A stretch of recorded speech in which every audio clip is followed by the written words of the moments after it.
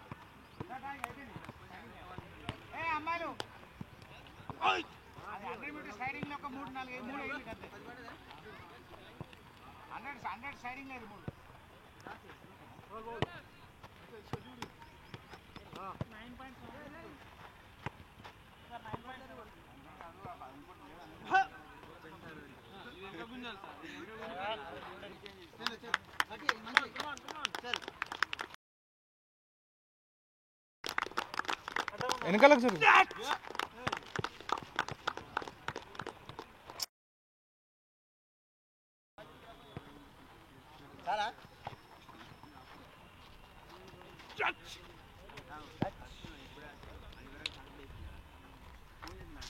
ఇప్పుడు మనం shot put throws మనం చూసాము. ఎందుకంటే ఈ మూమెంట్లో చేసినప్పుడు మాత్రమే మనకు త్రోస్ అనేది ఎక్కువ రావడానికి అవకాశం ఉంటుంది.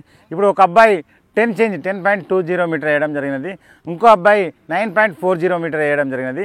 అంటే ఈ మూమెంట్లో ఎవరు పర్ఫెక్ట్గా వాళ్ళు ప్రిపేర్ అవుతారో వాళ్ళు మాత్రం త్రో ఎక్కువ ఇవ్వడానికి అవకాశం ఉంటుందని ఇప్పుడు మనకు కనబడది.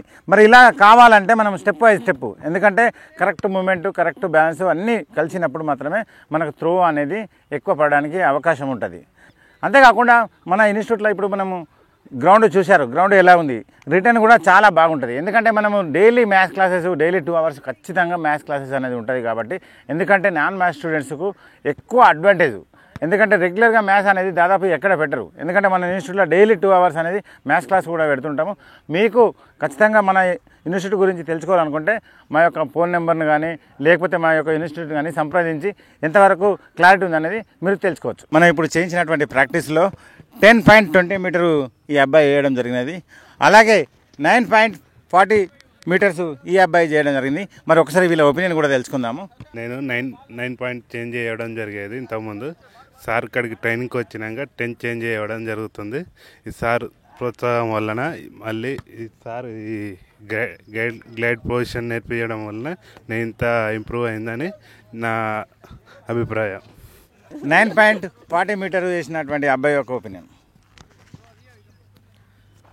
ఫస్ట్ నా స్టాండింగ్లో 8 చేంజ్ పడుతుండే, సార్ టెక్నిక్ వల్ల నాది 9 చేంజ్ దాకా పడింది. ఇప్పుడు మళ్ళీ దాన్ని కూడా నేను ఫుల్ మార్క్స్ కోసం ట్రై చేస్తా, అబౌట్ 10 చేయడానికి ట్రై చేస్తున్నా. ఇప్పుడు ఆ గ్లైడ్ వల్లనే మనకు పడుతుందని చెప్పి నాకు హోప్ వచ్చింది. ఇప్పుడు సార్ దానికి మంచి గైడెన్స్ ఇస్తాడు. దానికి ప్రతి ఒక్క స్కిల్ అనేది సార్ ప్రతిరోజు దానికి సంబంధించిన వర్కౌట్స్ కూడా చేపిస్తూ ఉంటాడు మాకు. గుడ్. ఇది రేపు ఎట్లా మాట్లాడతావు మరి ఛాంపియన్ కొట్టినాక? మీరు ఏమైనా మాట్లాడతారా కొత్తగా వచ్చిన వాళ్ళు? ఓకే, ఇప్పుడు చూశారు కదా, మనము ఇప్పుడు వీళ్ళ యొక్క ఒపీనియన్ కూడా తెలుసుకున్నాము. ఎందుకంటే మనం కూడా ఒక ప్రొఫెషనల్ అథ్లెట్ కాబట్టి వీళ్ళ యొక్క స్ట్రెంత్ని చూసి వాళ్ళకి ఏ వేళ వాళ్ళు త్రో చేయగలిగితే వాళ్ళు ఎక్కువ త్రో చేయగలుగుతారు అనేది మనము వాళ్ళ యొక్క తెలుసుకొని మనము కోచింగ్ ఇవ్వడం జరుగుతుంది. కాబట్టి మన ఇన్స్టిట్యూట్ను ఖచ్చితంగా మీరు సద్వినియోగం చేసుకోండి. శాతవాహన ఇన్స్టిట్యూట్ను ఇన్స్టాగ్రామ్లో కూడా మీరు ఫాలో అవ్వండి, ఎందుకంటే మేము అందులో కూడా వీడియోలు పెడుతుంటాము.